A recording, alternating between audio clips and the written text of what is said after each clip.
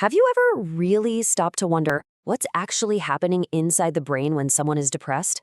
I mean, we're not just talking about feelings here. Today, we are going deep. We're looking at the very real physical changes that happen.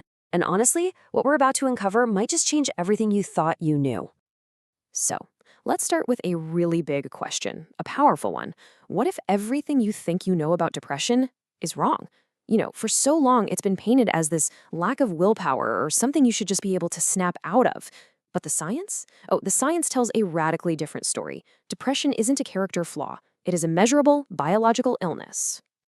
Okay, I want you to really look at this because it's so important. On your screen, you see two things, a brain scan and an x-ray of a broken bone. Both of these show a complex organ. Both of these organs can get sick. And here's the most important part. Both can be treated with medical science. I mean, think about it. We would never ever tell someone with a fractured leg to just try harder to walk.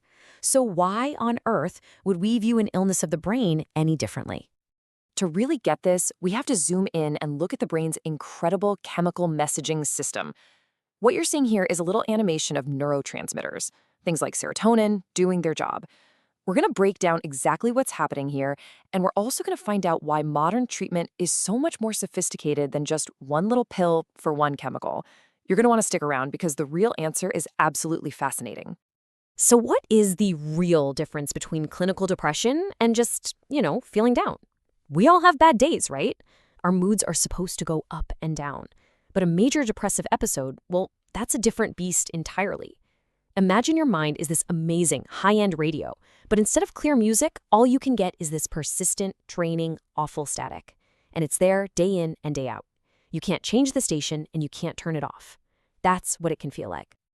And this graph illustrates that difference perfectly. See the light gray line? That's you and me on a typical week, the normal, healthy peaks and valleys of emotion. But that deep, persistent trough in dark blue, that is a major depressive episode. So what's the clinical distinction? It really comes down to two things, intensity and duration. For a doctor to make a diagnosis, this state isn't just a bad mood. It's a crushing weight that has to last for at least 2 consecutive weeks. And the diagnosis itself is actually very specific. It's not about just feeling sad. It's a whole cluster of specific symptoms. To be diagnosed, you need to have at least one of 2 core experiences, either a deeply depressed mood for most of the day, pretty much every day, or, and this one is huge, a profound loss of interest or pleasure in things you used to love. There's a clinical term for that. It's called anhedonia.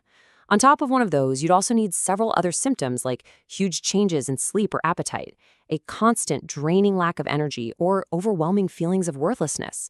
You see, it affects the whole system. All right, let's put the brain under the microscope and see what's really going on with the chemistry. For years, the main story was all about one key player, a neurotransmitter called serotonin. You can think of it as kind of a master mood regulator, the thing that helps keep our emotional responses stable and, well, appropriate. The first theory was pretty simple. In depression, the serotonin system is just running low. But as we're about to see, that's not even close to the whole story. So this diagram shows us how it's all supposed to work. You have a brain cell, a neuron, that releases serotonin into this tiny little gap between cells. That gap is called the synapse. The serotonin then zips across that synapse and connects to receptors on the next neuron, delivering its mood-stabilizing signal. And then afterward, there's this little mechanism called a reuptake pump that acts like a tiny vacuum cleaner, sucking the leftover serotonin back up so the circuit can reset for the next signal. And this is exactly where the most common antidepressants, called SSRIs, come into play. Now, what's really, really interesting is that an SSRI doesn't actually add any new serotonin to your brain. Nope. Instead, it cleverly blocks that little vacuum cleaner, that reuptake pump. By doing that, it allows the serotonin your brain is already making to stay active in that gap for longer, which gives it more time to deliver its signal and help stabilize your mood. Pretty smart, right? But here's the plot twist. Serotonin is just one member of a whole cast of characters.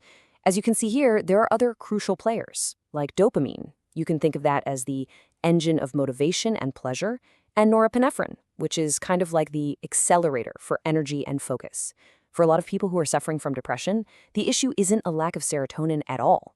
It's an imbalance in one of these other systems. And this quote from the comedian Chuck Nice, it's just incredibly revealing. He had tried standard antidepressants, and they didn't work for him.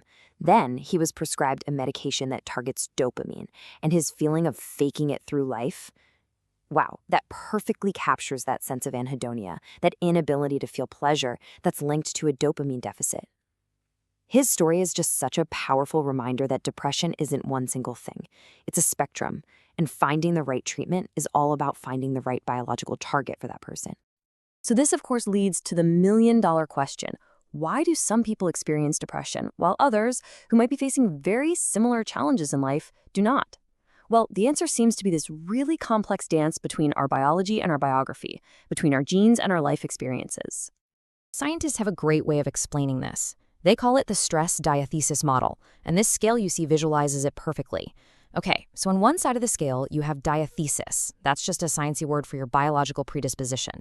Think of it as your genetic loading. Maybe you have genes that mean you have fewer serotonin receptors. Then, on the other side of the scale, you have stress.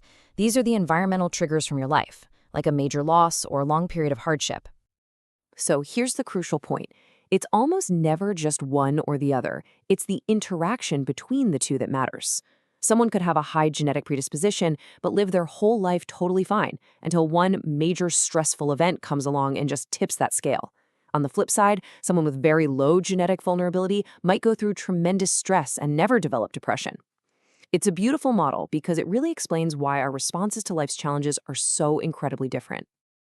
So, now that we have this deeper biological understanding, let's turn to the path to recovery.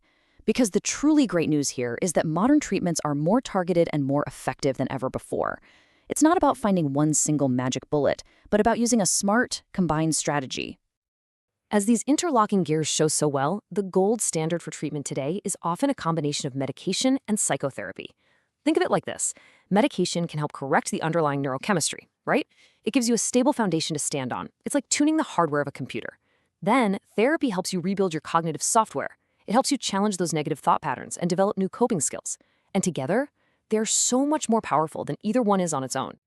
And for the most severe treatment-resistant cases, neuroscience is just opening up these incredible new frontiers.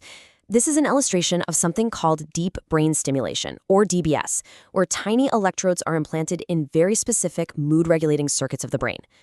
One researcher described the effect as just astonishing, saying you can, and I'm quoting here, literally change people's emotions in the operating room. It's just a powerful demonstration of how directly we can now address the physical reality of depression. And this brings us to our final and maybe our most essential point. To truly help ourselves and to help the people we care about, we absolutely have to dismantle the stigma around mental illness. And the best way to do that starts with one simple, undeniable fact. The brain is an organ. And so we come full circle, right back to where we started. A neurochemical imbalance is a medical issue. It is not a personal failure. Telling someone with depression to just be positive is as scientifically absurd as telling someone with a broken bone to just walk it off.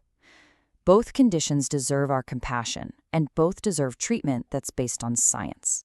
So let's just do a quick recap of the big ideas here.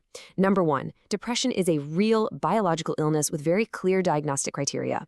Number 2, its causes are this complex mix of our genetics, our brain chemistry, and our life stress. And number 3, treatment is incredibly hopeful, especially when we combine approaches like therapy and medication, and we have new science paving the way for even more breakthroughs. If there's one thing to take away from all of this, it's this simple but incredibly powerful idea. For ourselves, for our friends, for our family, understanding is the first and most critical step towards healing and compassion. Okay, time for a quick pop quiz to see what you've learned. Based on what we covered, what's the minimum continuous duration required for a diagnosis of a major depressive episode? Is it A, 48 hours, B, 2 weeks, or C, 2 months? Go ahead and pause, drop your answer in the comments below, and let's see how you did. And now, I would love to hear from you. Did seeing depression through this biological lens maybe offer you a new perspective on things? And are you curious to learn more about some of those cutting-edge treatments like DBS we mentioned?